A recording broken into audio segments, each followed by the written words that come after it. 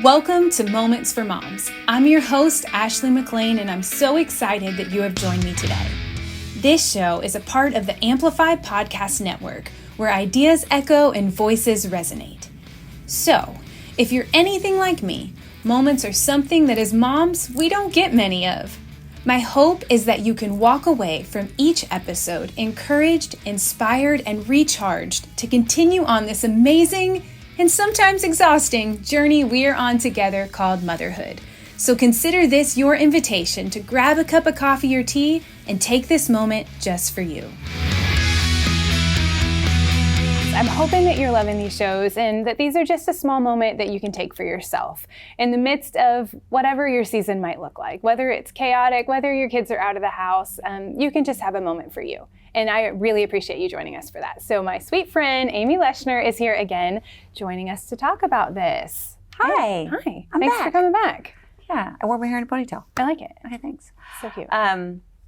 Yes, we need to talk about moments for ourselves. Yeah. We all struggle with this, even with little ones, or like you said, your kids are out of the house. But we need to take just a moment for ourselves, but using our spiritual gifts or shepherding our gifts. Which is different than self-care. Yes. So this is exactly what I was. Totally different, yeah. The words out of your mouth. Yeah, because we're soul sisters. We are. So with that being said, sometimes we're both singers, and I know that you really love to sing on the praise team, and it just is so good for your soul because you're using the giftings that the Lord's given you to draw people in to serve Him. But sometimes we don't have time. I mean, right now you're in a season where it takes practice one night, and then you're there all day Sunday for that. So we have to take a moment, and a moment may be singing, just taking and finding a song that you absolutely love and singing it for the Lord, or singing it with your little one. Right. And Him seeing you sing and loving it is, encouraging Him to do something that He loves too. And seeing His mama do that is important. I know sometimes you want to get away from your kids, but you can take just a second, find a song that you love, grab your guitar and just sing and just pour your heart into it and sing. Yeah, we did get him, he has tiny little guitars. He's got 2 of them. So we're preparing him for this. Yes, and I'm sure they sound awesome. They're incredible. We mostly sing the dump truck song and the lawnmower song. Well, I hope you're warmed up before you start getting into those, because you really gotta, I'm sure they're entertaining. They're very entertaining. And that's something really fun to do. Maybe you can take a second and sing something and have him listen to it, and then him join in. Right. And you guys can have a party and make it fun and sing. And then other gifts that we have, like, some of them are spiritual giftings like encouragement. And just like that's what I believe one of my spiritual giftings is encouragement. Yes, and I agree. I'll go through my phone and I just know that I just take a second and encourage somebody and just but I just really make it like I go down my phone and I take a second to encourage them on whatever they're doing, and it is a moment for me as well. Yeah, it's just awesome. And then I also have my kids. I talk to them when they were little. I used to, when they go to school, I'd say, "Hey, I want you to say something nice to somebody today, even if it's just, and then let's talk about it at dinner." And then we had something to talk about. Yeah. So that's great. You can use your spiritual gifting and then encourage your kids to do it too. Yeah. I just feel like we don't take any time for those, even if we don't have the time that we think we should. Right. And then we feel guilty. We're like, yes.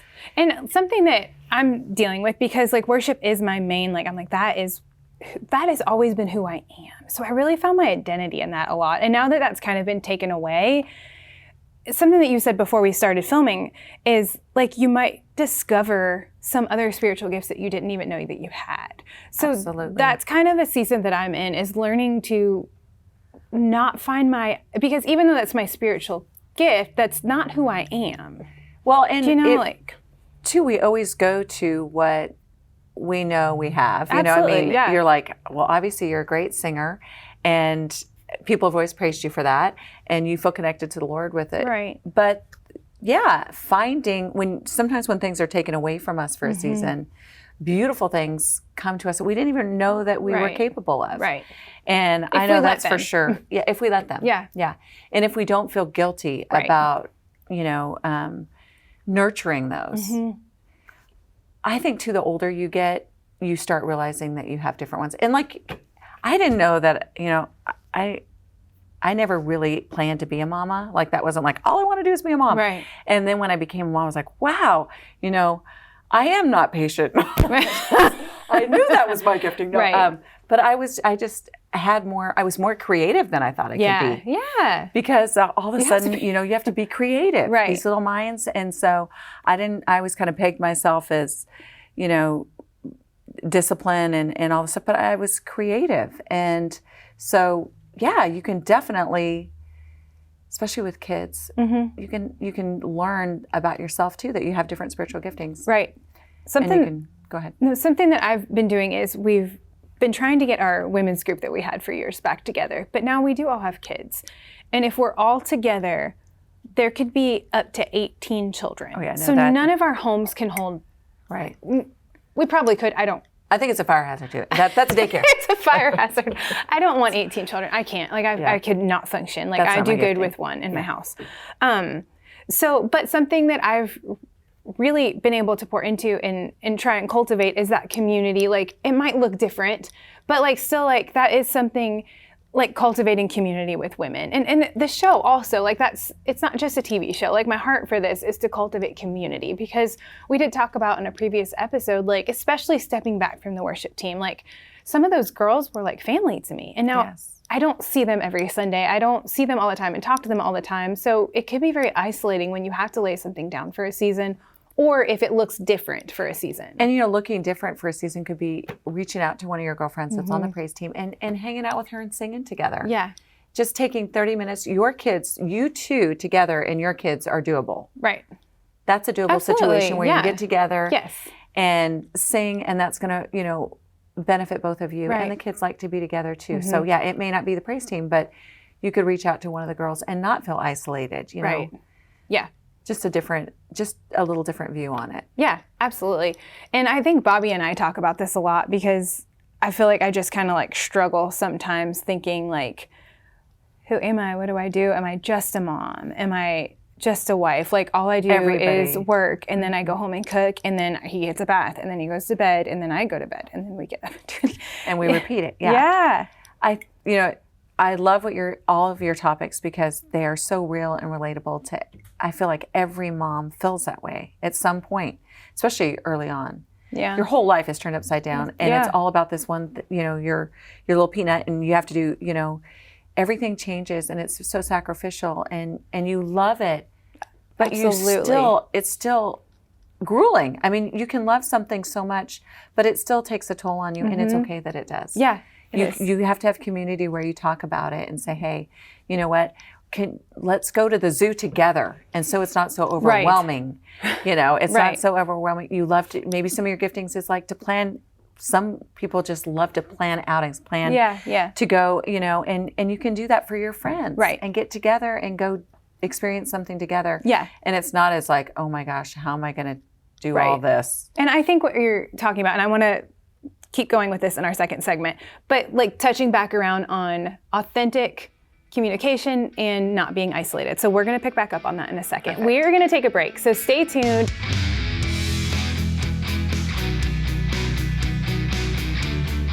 Welcome back. I hope you all are enjoying this episode of Moments for Moms. Make sure you join our private Facebook group. That's a group where you can go on and you can put your questions, you can put videos, and not just everybody sees it. That's really where our community happens. So I would love for you to join us there.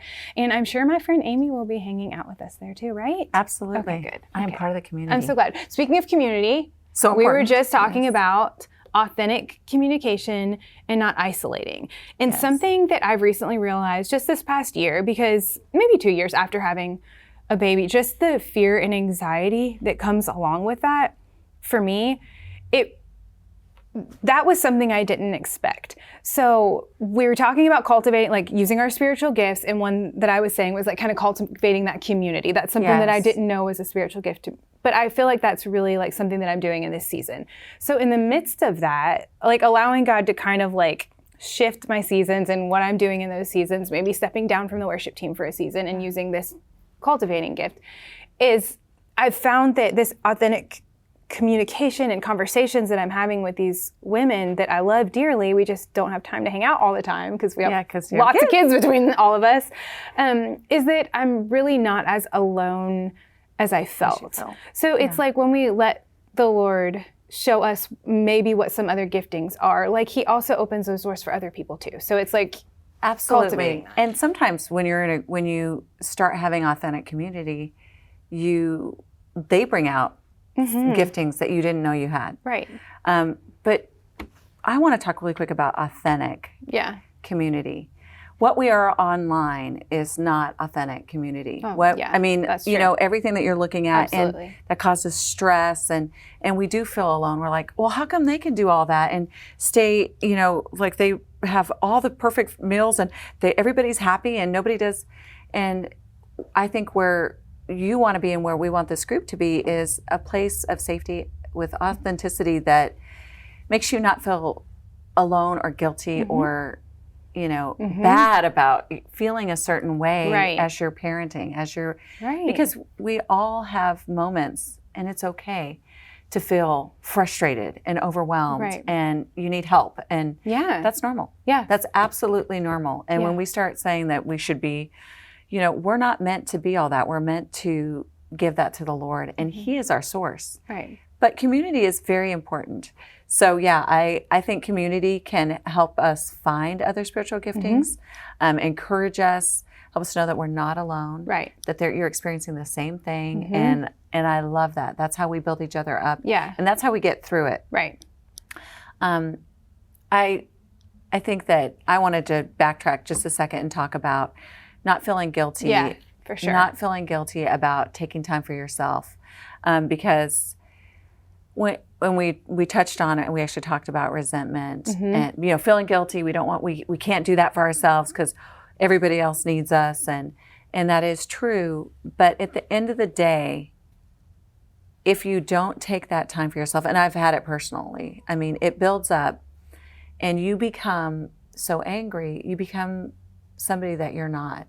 Right. And that feeling of being out of control, of just being so mad about things that you could have talked about before, but it could be a pride issue with yourself. I know for me it was prideful. I was like, I'll just do everything and blah, blah, blah, blah. But I became somebody that I didn't want to be. So I think having accountability in a group too, where it's like, hey, you know what?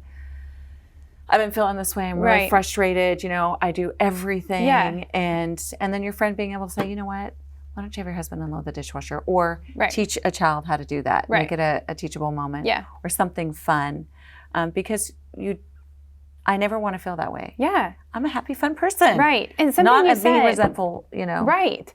But something you said, because that's not who you are. And I'm thinking okay, so with spiritual gifts, God gave those to us. So they are part of who we are. So if we're not using those, you know what I mean? It kind of is neglecting a part of who we are. So we are not fully operating in all that God has called us to be. I'm not, I am a mom, but I'm not just a mom. I am a wife, but I'm not just a wife. And it is in these busy seasons, it's easy to compartmentalize because I have to keep this child alive. Right. This is you have to eat food. Yeah. You're responsible. I'm responsible for this baby. So it's so easy to just compartmentalize that. And then I'm just overcompensating in that area so much where I actually don't have as much control over that as I think that I do anyways. Right. Do you know what I mean? Right. But there is a huge lack of balance. I'm giving 90% here and splitting up my other 10%. And then you feel guilty about taking that everything. Time, right? You feel guilty if you do 100% anything. 100% guilty. I do not feel guilty. And I love you for that. I do not feel guilty because I have lived that. Right. And I have experienced who and what I become when I don't take time for balance. I want to be a kind, loving, grateful person. And I am. That's the way that the Lord designed me. But I have gone through a season of being angry with my children, with my husband. And I don't want to be that way. Right. I am a better mother and a better wife. Everybody gets what they need in a lovely way when I take care of myself. Yeah. Men innately can do that. Right. That's their gifting. Yeah. They can just be like, hey, I'm going to go to bed right now because I'm tired, or, and we just keep plugging and plugging and plugging Right. until we shut down or we go crazy, Right. we yell. And if we can just take time, but if we can not feel guilty about the balance act of things for ourselves and motherhood and taking care of our relationship with our spouse, Right. and then work and everything else. Right, right. And prioritizing it, right? Like God first, family second, work last. Like, and even like for me, like we talked about writing, like that's something like an application. Like we can write those things down.